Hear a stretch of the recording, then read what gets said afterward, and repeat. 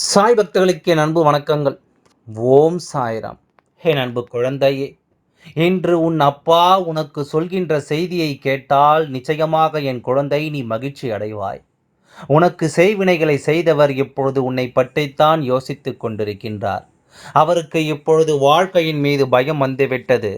தனக்கும் இதற்கும் மேல் வாழ்க்கை இல்லை என்கின்ற மரண பயமும் சேர்ந்து வந்துவிட்டது. இந்த அளவிற்கு உனக்கு செய்வினை செய்தவர்களுக்கு மரண பயம் வருவதற்கு என்ன காரணம் என்று தெரிந்து கொள்ள வேண்டும் அல்லவா? எப்படி இவர்களுக்கு இது போன்ற பயம் வந்தது? அப்படியானால் ஏதோ ஒரு விஷயம் இவர்கள் வாழ்க்கையில் கட்டாயமாக நடந்திருக்க வேண்டும். ஏதோ ஒரு விஷயம் இவர்கள் வாழ்க்கையில் நடந்து இவர்களை மேலும் மேலும் துன்பப்படுத்தி இருக்க வேண்டும். அப்படி என்ன நடந்தது, ஏது நடந்தது என்று என் குழந்தை தெரிந்து கொள்ள வேண்டிய நேரம் இது. இத்தனை நாளும் உன்னோடு இருக்கின்ற இந்த அப்பா உனக்கு எத்தனையோ விஷயங்களை பற்றி சொல்லி இருக்கின்றேன். பல பல பல உணர்வுகளையும் உனக்குள் தந்து இருக்கின்றேன். சில மனிதர்களின் கெட்ட எண்ணங்களை உனக்கு சொல்லி இருக்கின்றேன். எப்படி இந்த வாழ்க்கையை காப்பாற்றிக் கொள்ள வேண்டும் என்கின்ற வழிகளையும் உருவாக்கி கொடுத்திருக்கின்றேன். அப்படி இருக்கின்ற இந்த நேரத்தில் உன் வாழ்க்கையை அழிக்க நினைத்தவர்களுக்கு மரண பயம் வந்திருக்கிறது என்றால் அதை நிச்சயமாக நீ என்னவென்று தெரிந்து கொள்ள வேண்டும் அல்லவா? இவர்கள் என்ன நினைத்து உன் வாழ்க்கையில் இது போன்று செய்கிறார்கள் என்பதனை நீ புரிந்து கொள்ள வேண்டும் அல்லவா?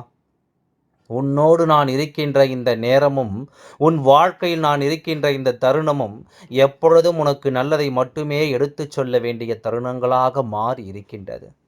ஏதோ ஒரு சம்பவம் நேற்று இரவு நடந்திருக்கிறது. அதன் பிறகு உனக்கு செய்வினை செய்தவர்கள் இப்பொழுது பயந்து ஒடுங்கி இருக்கிறார்கள்.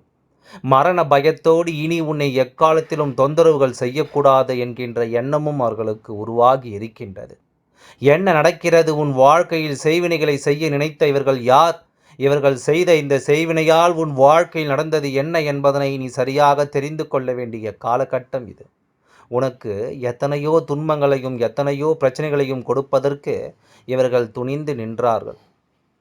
அப்படி இருக்கும் பொழுது எப்பொழுதும் உனக்கு கஷ்டங்களை கொடுக்க வேண்டும், எப்பொழுது உனக்கு வாழ்க்கையில் சோதனை கொடுக்க வேண்டும், நீ சிரிக்கக்கூடாது என்று கங்கணம் கட்டி கொண்டு திரிந்தவர்கள் அல்லவா? இப்பொழுது என்ன நடக்கிறது இந்த வாழ்க்கையில் என்று நீ யோசிக்கும் பொழுது இவர்கள் உனக்கு கொடுத்த துன்பங்களும் இவர்கள் உன்னுடைய வாழ்க்கையில் ஏற்படுத்திய சோதனைகளும் தான் உன்னுடைய நினைவிற்கு வந்து கொண்டிருக்கின்றது. எல்லாவற்றையும் கடந்து தான் நீ வந்திருக்கின்றாய். எல்லா கஷ்டங்களையும் தாண்டித்தான் நீ இந்த வாழ்க்கை இன்னமும் வாழ்ந்து கொண்டிருக்கின்றாய். உடன் இருப்பவர்கள் செய்த துரோகமும் உடனிருந்து கொண்டு இவர்கள் உனக்கு கொடுத்த கஷ்டமும் நிச்சயமாக உன்னை எந்த அளவிற்கு வேதனையில் ஆளாக்கியது என்பது உன் அப்பா எனக்கு நன்றாக தெரியும். நல்ல நேரம் உனக்கு வாய்க்கும் பொழுதெல்லாம் எப்பொழுதும் என் குழந்தை அதை நீ உனக்கு சாதகமாக மாற்றி இருக்கின்றாய். எவ்வளவுதான் நீ ஓடி ஓடி உழைத்தாலும், எவ்வளவுதான் நீ கஷ்டப்பட்டாலும், இந்த வாழ்க்கையை நினைத்து நீ கண்ணீர் சிந்தினாலும் வேண்டுமென்றே உனக்கு துன்பங்களை கொடுக்கின்ற அவர்கள் உன்னை விட்டு எங்கும் விலகிச் செல்வது கிடையாது. அவர்கள் எப்பொழுதுமே உன்னோடு தான் இருந்து கொண்டு உனக்கு கஷ்டங்களை கொடுத்து கொண்டிருக்கின்றார்கள். அப்படி இருக்கும் பொழுது இந்த வாழ்க்கையில் உனக்கென ஒரு நல்ல விஷயம் நடக்கும் பொழுது அதை என்னவென்று நீ சரியாக புரிந்து கொண்டு அதற்கு ஏற்றது போல உன்னுடைய வாழ்க்கையை நீ மாற்றிக்கொள்ள வேண்டும். என்ன நடந்தாலும் எது வந்தாலும் இதிலிருந்து உனக்கு என்னவெல்லாம் கிடைக்கும் என்பதனை நிச்சயமாக உன் அப்பா உனக்கு எடுத்துச் சொல்ல எந்த நேரத்திலும் தயாராக நான் இருக்கின்றேன். நான் ஒரு நொடி பொழுதிலும் உன்னை விட்டதும் இல்லை, உன்னை கைவிட நினைத்ததும் இல்லை. நீ எப்பொழுதும் போல இந்த வாழ்க்கையை எப்படியாவது வாழ வேண்டும் என்று ஆசை கொண்டு நீ செய்ய நினைக்கின்ற அத்தனை நல்ல செயல்களையும் சரியாக செய்து கொண்டிருக்கின்றாய் அல்லவா? அப்படி இருக்கும்பொழுது அப்பா உன் வாழ்க்கையில் எதையெல்லாம் நினைத்தேனோ அதையெல்லாம் நிச்சயமாக உனக்கானதாக சாதித்து கொடுக்காமல் எங்கு போய் விடுவேன்? செய்வினைகளை செய்ய நினைத்தவர்களை எல்லாம் இந்த சாயப்பா அவ்வளவு சாதாரணமாக விட்டு விடுவேனா? நான் என்ன ஒருவருக்கு செய்வினைகளை செய்ய வேண்டும் என்று முடிவெடுத்து விட்ட பிறகு அதனை தடுத்து நிறுத்துவதோ அல்லது செய்யாதே என்று சொல்வதோ சாயப்பாவின் வேலையல்ல. ஏனென்றால் இவர்கள் எந்த அளவிற்குத்தான் சொல்கிறார்கள் என்பதனை நாமும் பார்க்க வேண்டும் அல்லவா?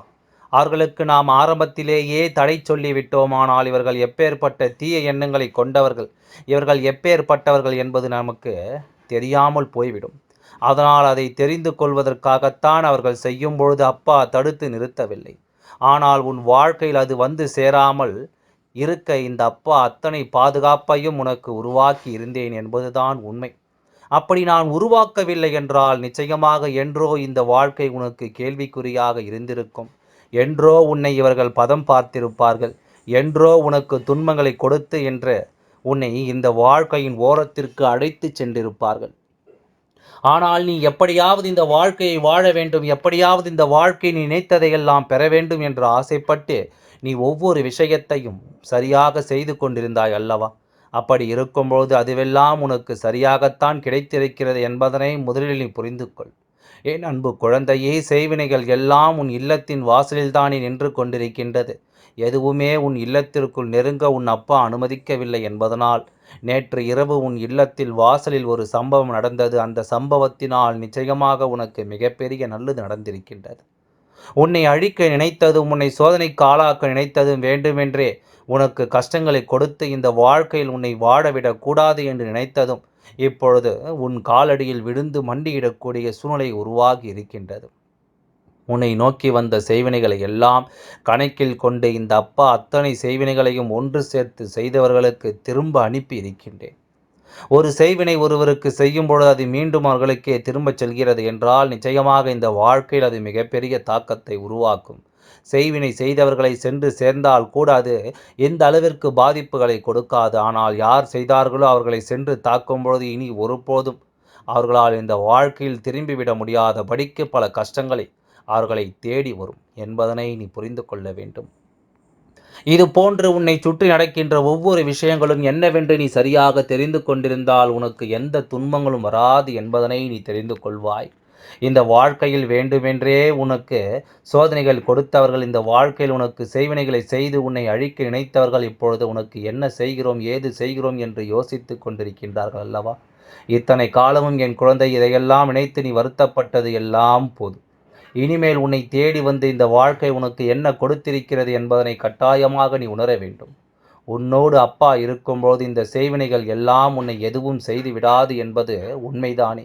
அப்படியானால் நேற்று இரவு இந்த செய்வினைகளை விரட்டி அடித்த இந்த அப்பா மீண்டும் உன் பக்கம் திரும்பி வர முடியாதபடிக்கு அதற்கான தண்டனைகளை கொடுத்து அனுப்பி இருக்கின்றேன்.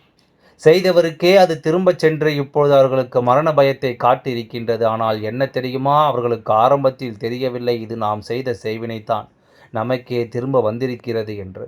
ஆனால் அது கொடுத்த தண்டனையும் அது காட்டிய பயமும் அவர்களுக்கு உணர்த்தி விட்டது. இது அவர்களுக்கு அனுப்பியதுதான் என்று. ஏனென்றால் அவர்கள் உனக்கு என்னவெல்லாம் செய்ய நினைத்தார்களோ அதையெல்லாம் இந்த செய்வினை அவர்களுக்கு செய்து விட்டது என்பதுதான் உண்மை. மரண பயத்தை காட்ட வேண்டிய சூழ்நிலை எதனால் வந்தது தெரியுமா? உன்னுடைய வாழ்க்கையில் ஒவ்வொரு விஷயங்களையும் செய்யும் பொழுது ஒரு துளியையும் அவர்கள் யோசிக்கவில்லை. நாம் இது போன்று செய்கின்றோமே, இதனால் இவர்களின் வாழ்க்கை கேள்விக்குறியாகவே இருக்கும், இவர்கள் மிகுந்த வேதனைப்படுவார்கள் என்பதனை பற்றியெல்லாம் இவர்கள் சிந்திக்கவில்லை. அடுத்தவர்களுக்கு என்ன நடந்தால் நமக்கு என்ன என்று இருந்து கொண்டிருந்தார்கள் அல்லவா? அடுத்தவர்கள் வாழ்க்கை அழிந்தாலும் நமக்கென்ன என்று இவர்கள் நடந்து கொண்டிருந்தார்கள் அல்லவா? அப்படி இருக்கும்பொழுது அவர்களுக்கு ஒரு கஷ்டத்தை கொடுத்தால்தானே தெரியும் நாம் மற்றவர்களை கணக்கில் கொள்ளாமல் செய்த விஷயங்கள் இப்பொழுது எப்படி நம் வாழ்க்கையை பாதிக்கிறது என்று. என் அன்பு குழந்தையே, இந்த நேரத்தில்தான் நீ ஒரு விஷயத்தில் கவனமாக இருக்க வேண்டும். இவர்களின் மீது நீ இறக்கப்படக்கூடாது. ஏன் தெரியுமா? தெய்வமாக ஒரு விஷயத்தை முடிவெடுத்து அவர்களுக்கு செய்திருக்கின்றது. இதை செய்தது உன் சாயப்பா நான் மட்டுமல்ல என் குழந்தையே, உன்னுடைய குலதெய்வம், நீ வணங்குகின்ற இஷ்ட தெய்வம் என்று யாரெல்லாம் உன் இல்லத்தின் வாசலில் உனக்கு காவலுக்கு நிற்கின்றார்களோ அவர்கள் அத்தனை பேரும் சேர்ந்து செய்த விஷயம் என்பதனை முதலில் நீ புரிந்து கொள்ள வேண்டும். இப்படியாக உன்னுடைய வாழ்க்கையில் உனக்கு நடக்கவிருந்த பல பிரச்சனைகளை இத்தனை நாளும் வேடிக்கை பார்த்தவர்கள் சற்றென்று ஒரு முடிவை எடுத்து இந்த வாழ்க்கையில் உனக்கு துன்பங்களை கொடுத்தவர்களை ஒரேடியாக விரட்டி அடிக்கிறார்கள் என்றால் அதற்கு ஆயிரம் காரணங்கள் இருக்கும். இனி ஒருபோதும் இவர்கள் உன்னுடைய வாழ்க்கையில் திரும்பி வரக்கூடாது. இனி ஒருபோதும் இவர்கள் உன்னுடைய வாழ்க்கையில் வந்து உனக்கு கஷ்டங்களை கொடுக்கக்கூடாது.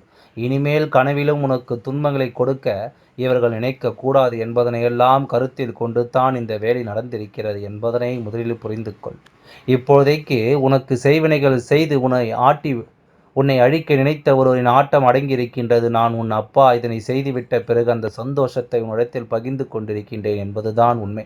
அதனால் செய்வினைகள் இருப்பதாக நினைத்து இனி வருத்தப்படாதே. ஒருவேளை இனி வேறு யாரேனும் ஒருவர் உனக்கு இந்த செய்வினைகளை மீண்டும் செய்ய துணிந்தார்கள் என்றால் அவர்களுக்கும் இது போன்ற வாய்ப்புகள் கொடுக்கப்பட்டு உன் இல்லத்தின் வாசலில் அந்த செய்வினைகளை நிறுத்தி வைக்கப்படும். அது உச்சத்தை தொடும்போது அந்த செய்வினை இனிமேல் அழித்தே தீர வேண்டும் என்ற உச்சத்தில் நிற்கும் பொழுது, அதை செய்தவர்களுக்கு உன் இல்லத்தின் வாசலில் நிற்கின்ற தெய்வங்கள் திரும்ப அனுப்பிவிடும் என்பதனை நீ புரிந்து கொள்ள வேண்டும். இதுதான் இத்தனை காலமும் உன் வாழ்க்கை நடக்கின்ற உண்மை. ஒரு செய்வினை உன்னை தேடி வருகிறது என்றவுடன் அது இல்லை என்று நான் ஒருபோதும் மறுப்பது கிடையாது. உன்னுடைய வாழ்க்கையில் வருகின்ற எல்லா விஷயங்களுமே இது போன்ற இவர்களால் தான் உனக்கு நடக்கின்றது.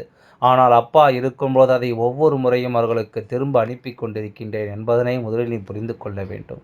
உன்னோடு நான் இருக்கின்ற இந்த நேரத்தில், உன்னோடு இந்த தருணத்தில் எதற்கும் என் குழந்தை நீ பயப்படக்கூடாது. எந்த விஷயங்களும் உனக்கு வாழ்க்கையில் துன்பங்களை தரக்கூடாது. நினைத்து பார்த்திட முடியாத அளவிற்கு கஷ்டங்கள் உனக்கு வந்துவிட்டதாக நினைத்து ஒருபோதும் என் குழந்தை நீ வேதனைப்படக்கூடாது. உனக்கு நடக்கின்ற எல்லாவுமே என்றும் என்றென்றும் உன்னை நல்லபடியாக வாழ வைக்கிறது என்பதனை நீ புரிந்து கொள்ள வேண்டும். எதிர்பாராத தருணங்களும் எதிர்பாராத மாற்றங்களும் இந்த வாழ்க்கையில் உனக்கானதாக நடக்கிறது என்பதனை நீ புரிந்து கொண்டாலே போதும். எல்லாம் நல்லபடியாகவே நடந்து முடியும். ஓம் சாய்ராம். நன்றி. வணக்கம்.